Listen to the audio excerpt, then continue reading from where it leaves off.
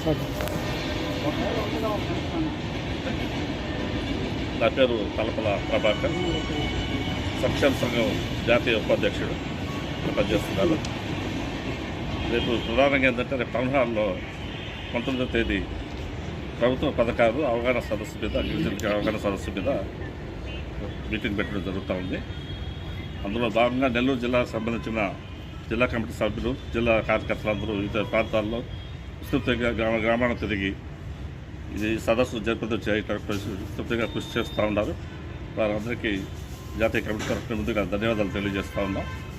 ప్రధానంగా మా డిమాండ్స్ ఏంటంటే, జగన్మోహన్ రెడ్డి గారు బాపట్లలో పాదయాత్ర చేసేటప్పుడు వారంతటా వారే చెప్పడం జరిగింది, ఎస్సీ గిరిజనులకి యానాదులకు ప్రత్యేకంగా కార్పొరేషన్ ఇస్తానని చెప్పి, ఒక ఎమ్మెల్సీ ఇస్తానని చెప్పి. ఎందుకంటే జనరల్ సీట్లలో పోటీ పడలేరు కాబట్టి